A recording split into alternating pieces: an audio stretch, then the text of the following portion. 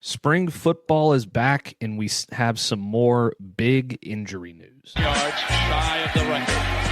Williams breaks a hole. Williams, hello, record book. Ricky Williams runs to the Hall of Fame. Touchback. Ricky Williams, touchdown. Young from the shotgun. Back to throw. Vince looks. Under pressure. He'll tuck it in one. Vince to the 5. Young. Touchdown, Texas. Touchdown, Vince Young. He's done it again. Longhorn Nation, we're back. Welcome into the Texas Longhorns on SI podcast. I'm your host, Matt Galatson. Joining me, as always, is my co-host, Zach Dimmitt, who is live in San Jose for the Texas Longhorns Sweet 16 matchup with Purdue. But first, Zach, we're going to talk spring football because Steve Sarkisian spoke to the media yesterday before Pro Day, or maybe it was after Pro Day. I can't remember. Before. It was yesterday. And he revealed, there's a bunch of stuff that we're going to talk about throughout the week. I thought that the most pertinent thing that he spoke of was the injury news. The first thing that he updated was Arch Manning, saying that he is coming right along in his recovery, and they are going to integrate him back into the fold here pretty soon. He's throwing, he's looking good, everything's right on progress. That is very good news. We also had some other major news to talk about as well. The next one is there are a few players, especially one who we thought was going to miss the entirety of spring football, who is getting his way back into the fold. Sark said that Trevor Gooseby, Ryan Wingo, Justus Terry, T'Anthony Smith, Xavier Filsaime are all back in the fold in some way, shape, or form. Trevor Gooseby and Justus Terry, the latter of which we thought was going to miss the entirety of spring football, because I guess that was the initial thought. Those guys were both back in pads. Ryan Wingo is getting back into things as well in a modified fashion, and T'Anthony Smith and Xavier Filsaime are also getting back involved as well. So that's all great news. And we'll start there, Zach. I mean, this is like the Justus Terry one, I think, is especially big because this is a guy that, I think Texas really hopes to make a big impact this year, and getting back into things during the spring and getting back into pads and getting back on that path to, progressing as a second-year player is really big. Yeah, I mean, outside of Hero Canoe, he's next up when it comes to the interior of that defensive line, being a guy that can, make it to the NFL here in a few years. And so, the injury with him potentially missing all the spring was significant, but, you like to hear that from Sark because I think we expected T'Anthony Smith and Justus Terry to be out for the rest of these practices. And if that were to have been the case, it is what it is. You still have all of fall and you have all of summer. But, certainly when you're learning a new defense under Will Muschamp, you want to have everyone that you can available. And so, really like to hear that. Justus Terry was actually at Pro Day watching. It seemed like the entire team was at Pro Day watching some of these guys. So it was nice to see that. Same thing with Arch. No news is kind of good news, and what we heard from Sark when it came to Arch Manning was expected. Nothing really groundbreaking or anything there. That he's progressing the way that we all expected, and so can't wait to see him in the spring game and see what he looks like. Because listen, I know there's a lot of new faces that fans are going to want to see in the spring game, but the point remains that Arch Manning is at the top of that list, regardless of whatever new guys you brought in. And so, like to see that he's progressing, and looking forward to see some of those practice reps once the media is able to be let back in a few weeks here. So we'll have to see what happens there. Yeah. Pretty positive stuff all around. I think that's safe to say. However, we do also have a little bit of negative news in regards to injury. Freshman, second year player, he's going, redshirt freshman Khaliq Lockett is going to miss the rest of spring after having surgery. Steve Sarkisian did say that he would be back this summer, but it remains a big loss because Texas was already kind of thin at wide receiver during spring with, Ryan Wingo being limited and Emmett Mosley being limited, and Khaliq Lockett was expected to kind of step up and take a bunch of reps in their place, and especially considering he didn't see the field a whole lot last year, he was getting an opportunity to run with the ones opposite of Cam Coleman and those kinds of things was a really big deal. Unfortunately, he is now going to miss the rest of spring. He will be back this summer, like I said, but it remains a pretty substantial loss for the Longhorns so far. Yeah, that one was tough to hear because of the way that he performed in the bowl game. That was after Emmett Mosley went down that same game, and he just stepped in right away. And I know it's a bowl game, it wasn't like the college football playoff or anything, but Khaliq Lockett showed that he can really produce. And that catch he had in the fourth quarter, that gave Texas the lead, and they never looked back. And the Longhorns kind of ran away with that game, and it was all because of the spark that he provided. So, it was tough to hear that. But at least when it comes to the receivers, it's a negative update from Sark when it comes to Lockett's injury. But you can always look at it from a positive light because now Jermaine Bishop gets increased reps. Now Cohen Brown gets increased reps. Now Chris Stewart gets increased reps.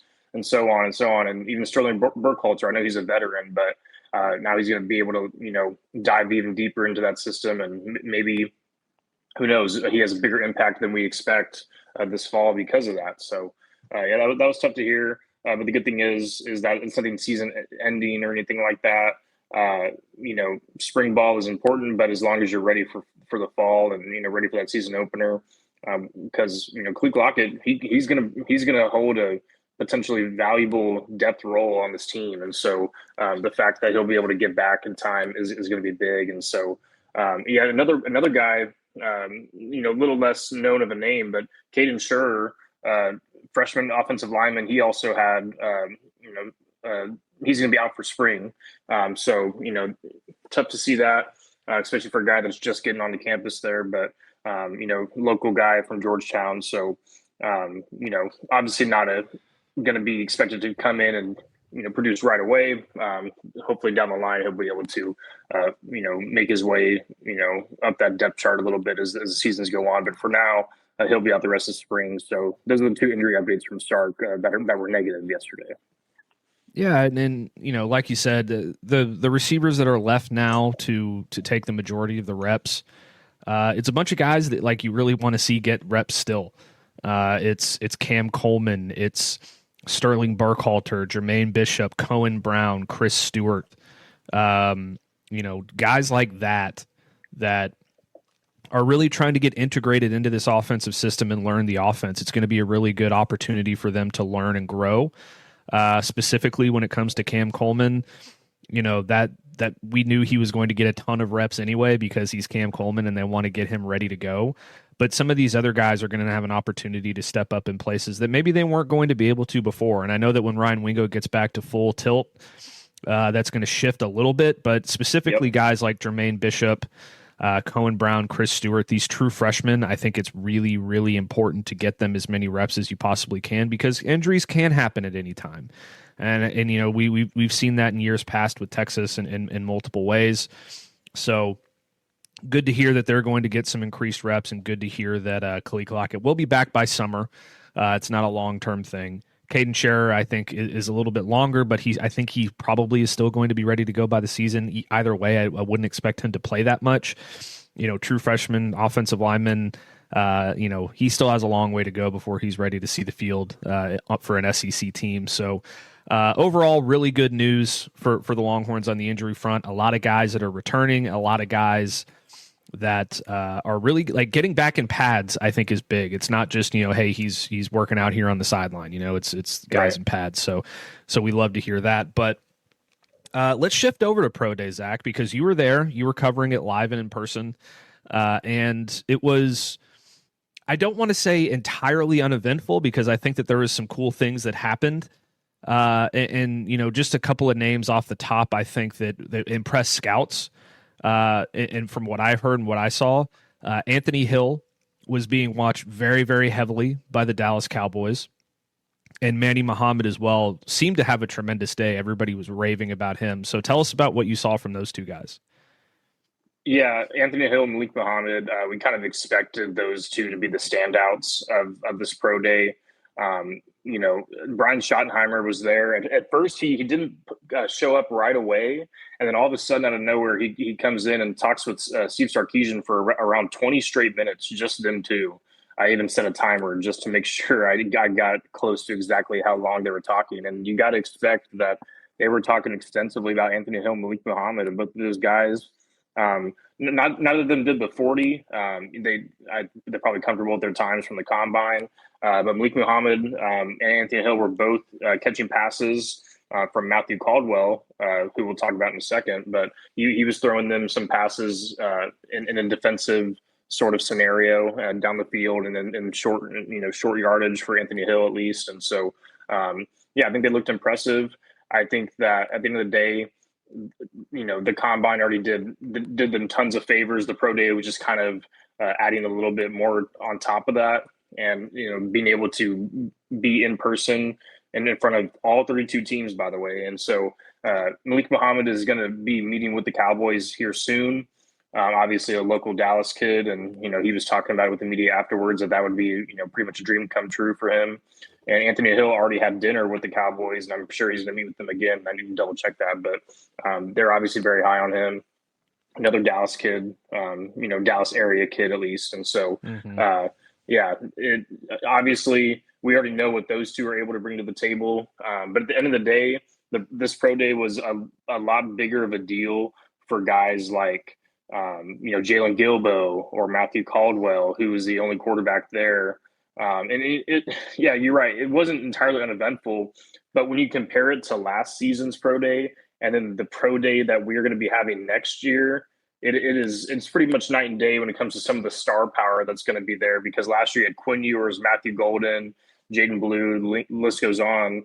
And then next year, I mean, it's just going to be Hollywood when it comes to Arch Manning, Cam Coleman, Colin Simmons. And so this year's pro day, not uneventful, but definitely not as crowded as it was last year. I will say that. So, I think that Jalen Gilbo and Matthew Caldwell, they did themselves some nice favors there. Jalen Gilbo ran a 4.45 on the 40. Good time. That's what he told him. Yeah, he told the media that afterwards. I thought he looked pretty solid, and he was catching balls down the field. It's hard to really tell exactly what a guy is going to be like I'm not an NFL scout, so seeing a guy catch balls down the field when he's guarding no one may not say a whole lot, but I know some of these scouts probably saw some of that athleticism and obviously know that he was a multi-year starter on an SEC/Big 12 team. And of course, I know this past season didn't go quite as, the way he wanted. He got benched late in the year for Cade Phillips. But at the end of the day, this guy has tons of experience, for one of the best programs in the country. And so he's got a lot to bring to the table. And I think he did himself some favors there. With Matthew Caldwell, though, it was kind of, interesting heading into the pro day. Who's going to be throwing to Jack Endries because there's not really a lot of receivers, but Jack Endries, someone's got to throw to him, and it was Matthew Caldwell. And Sark said that during the press conference beforehand that Matthew Caldwell was going to be throwing, and so that kind of perked a few ears up because at the end of the day, he only had 11 pass attempts last season. Of course, those were some big pass attempts, and they were calling him Ice. Some of the players were during pro day yesterday because he's just pretty stone cold, and so I think he looked really, really solid. He was running some bootlegs, both sides. So his deep balls, were pretty solid. Few misses here and there, but overall very accurate. Really strong arm. I was pretty impressed by him because this isn't a guy that we've really seen a whole lot of, and so you really don't know what he had to offer, and so. I really liked what Matthew Caldwell was able to do for himself. And he was telling the media afterwards that this is what he needed. He needed a pro day like this because Matthew Caldwell wasn't going to get a combine invite. That wasn't realistic for him. He needed a day like this. And so yesterday was pretty big for him. And, he's a really confident guy. He has lots of experience. I know he played at Gardner-Webb, played at Troy. So it's not like he was – starring for Ohio State or anything like that and getting all this attention from scouts. But I think this past year did him a lot of favors, and I think the pro day did that as well. And so, he was thrown to Michael Taft, who signed up to be a temporary receiver yesterday. And Michael Taffy, he looked pretty good as a receiver, not gonna lie. Some good routes there. And he was doing Matthew Caldwell a favor by allowing him to have someone to throw to aside from Jack Endries and Rhett Anderson, the walk-on receiver. So, yeah, those are just a few of the standouts that I noticed. I thought Trey Moore, kind of a guy who is he going to play edge? Is he going to play off-ball linebacker? He was doing some off-ball linebacker drills, and he's not listed as an edge on the official pro day sheet. He's listed as a linebacker, where Ethan Burke obviously was listed as an edge. So, yeah, a couple standouts there. Interesting pro day for sure. It's always a who's who for Texas football because you have former players, current players, and then you have all these NFL coaches. It's just, Texas football celebrity row there in the bubble. So a very interesting day yesterday. Yeah, great info there from Zach. By the way, that is the most Michael Taft thing that Michael Taft could possibly do. Yep. Like, I'm a safety. I'm going into my pro day working out at safety. I'm trying to do myself some favors. Oh, but you know what? I've got a little extra time. Let me go catch some passes for my guy Matty Ice. He could risk himself so that he injury. has somebody to throw to. He could risk himself some injury, and so that's not like something that every guy would want to do. And so shout out to Michael Taft for wanting to do that.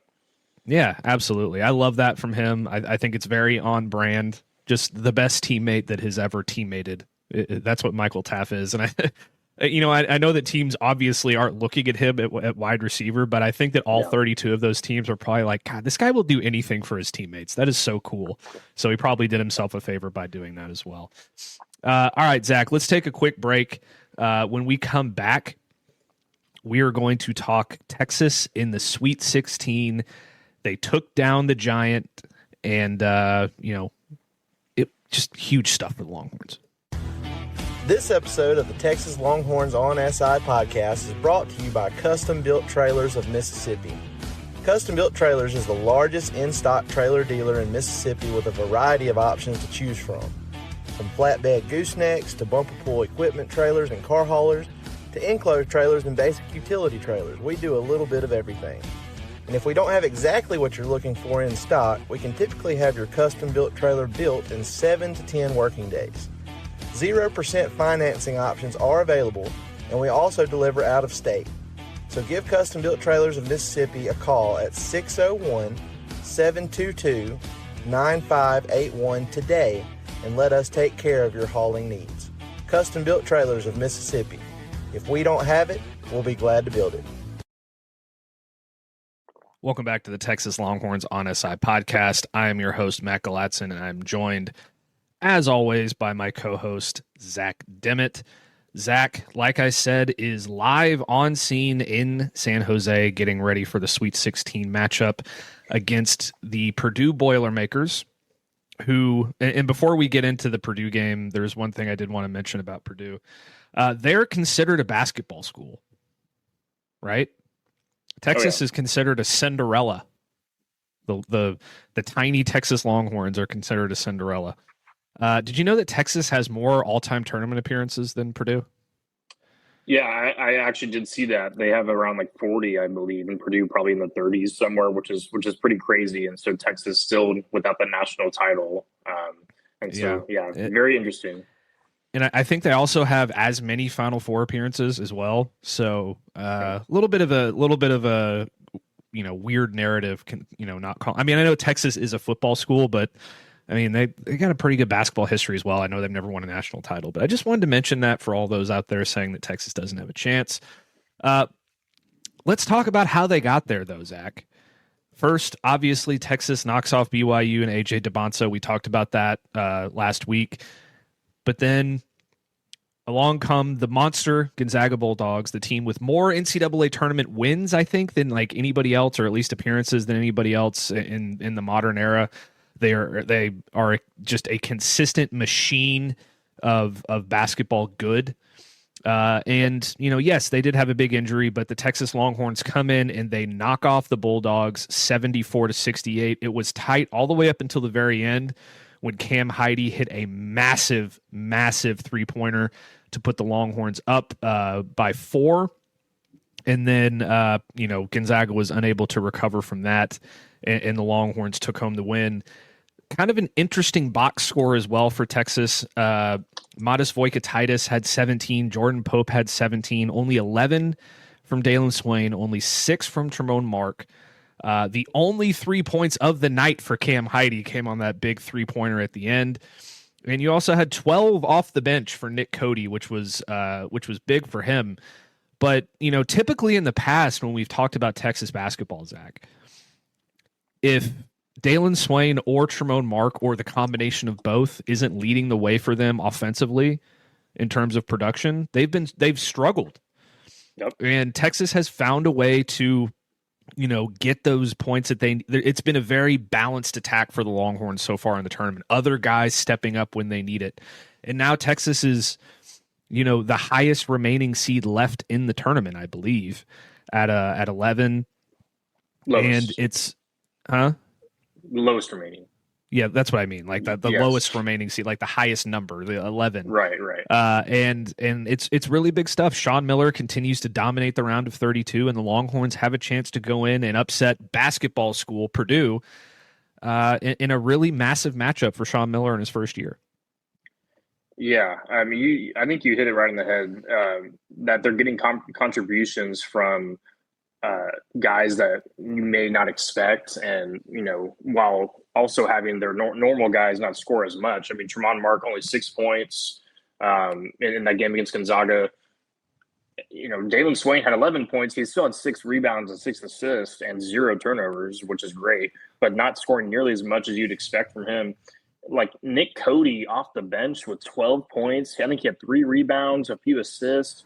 It was like by far and away the best game of his career. He scored 20 against Arkansas Pine Bluff last year. Who the hell cares about that, really, to be honest? But to come off the bench with 12 points in March Madness after he fell way out of the rotation earlier this season, I thought that was so big for Texas. They look like a completely new team with the way that the points are getting distributed. I mean, they finished with like 20 assists against Gonzaga after a few weeks against Florida at home when they lost. They only had 2 assists. It's just a completely different team. And, who would have thought that Texas would still be in the tournament and the Florida Gators would be out?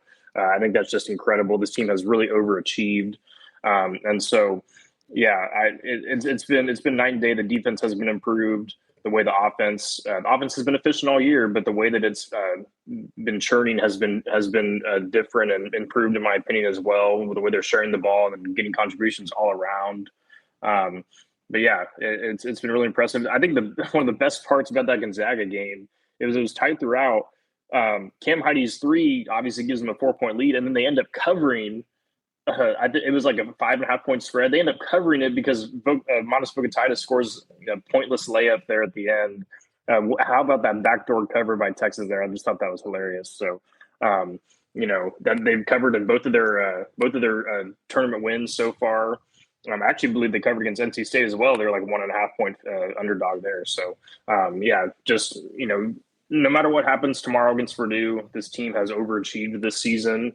Anything else is just a cherry on top. Of course, you don't want to see them fall out of the tournament when they're so close to potentially, insanely making it to the Final Four. I mean, who would have thought that would have happened if they're able to do that? It's still a long way to go, of course. But, you gotta give credit to Sean Miller, but not only him, you got to give credit to the players because they could have been down and out after that loss to Ole Miss in the SEC tournament. They still had to go to practice not knowing if they were going to make it into the tournament. So, but Sean Miller said they were practicing hard as if they knew they were still going to be playing. But it's hard to get your team to be able to do that when there's no guarantee that you're going to be in the tournament. So the way they've turned things around has been super, super impressive. I think Purdue, talking about that matchup, they had the number 1 offense in the country, according to KenPom. The defenses are in the 30s. I do think Texas has the athletic advantage against Purdue.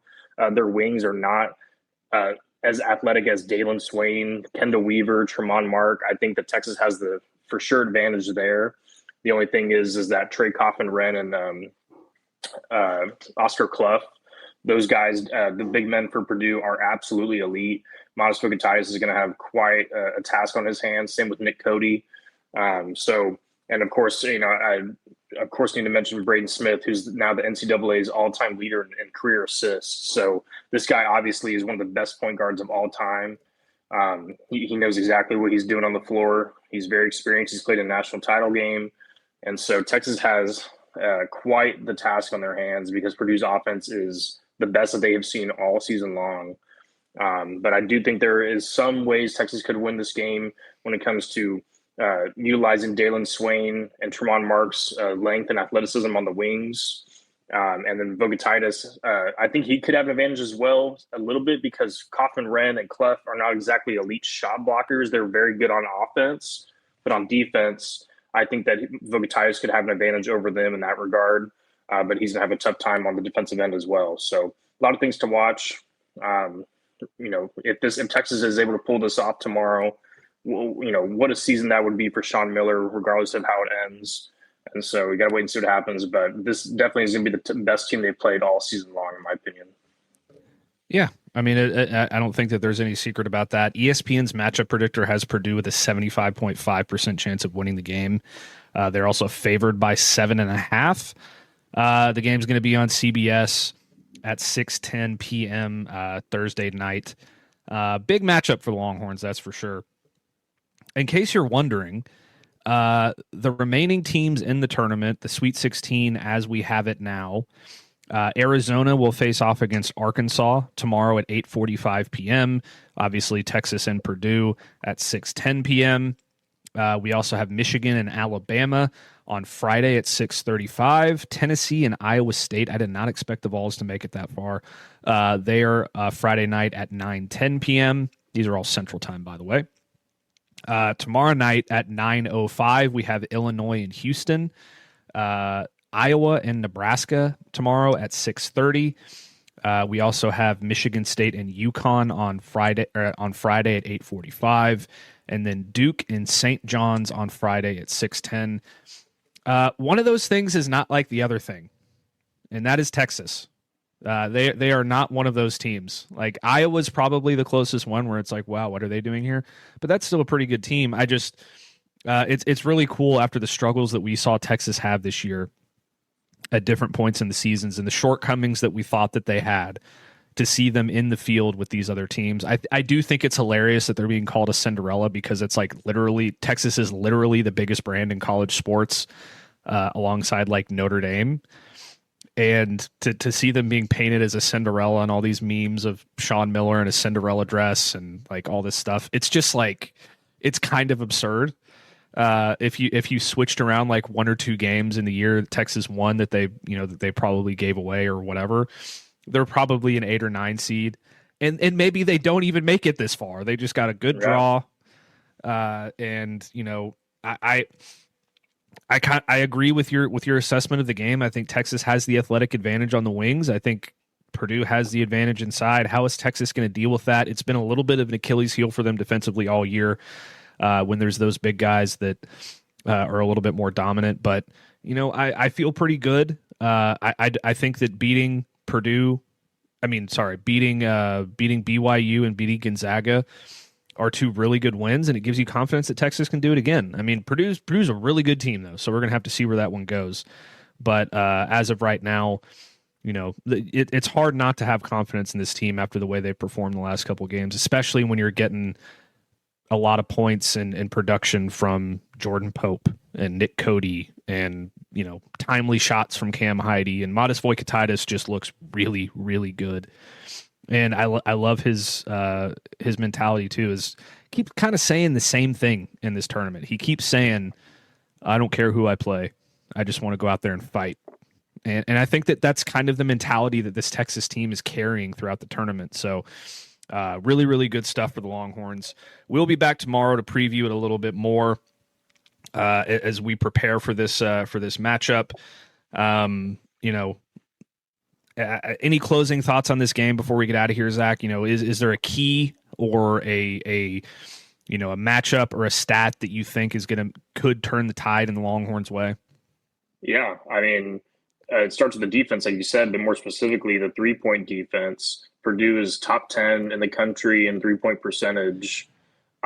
So they're not taking like a ton of threes necessarily, but when they do take them, it's more likely than not they're going to hit them. And if you're able to get that advantage in that category, regardless of who you are, you're going to have a really good chance of winning the game. And so, Texas, they're not the same defense they once were, but you don't want it all of a sudden to be one of those things where you regress back to what to the bad habits that you had during the season. I don't really think that's going to be as bad as it once was when it comes to the defense, but that is something to watch because if Purdue's hitting their threes and Texas doesn't have an answer on the other end, the game could get out of hand pretty quickly because Purdue's offense is just that elite. So definitely something to watch there. Yeah, and for those who don't know as well, should Texas pull off this upset against Purdue, not only will Sean Miller equal Rodney Terry's deepest tournament run, but he will also have to face the winner of Arizona and Arkansas. And that will not be fun. So, we'll see what happens. A lot of good teams left in the field. I'm surprised Ford is not in it. They were my pick to win the national championship, so I look like kind of an idiot now, but here we are. But thank you so much for tuning into this edition of the Texas Longhorns on SI podcast. Please make sure to like, subscribe, and rate our podcast and comment down below on YouTube to let us know your thoughts. It really helps us out in the YouTube algorithm.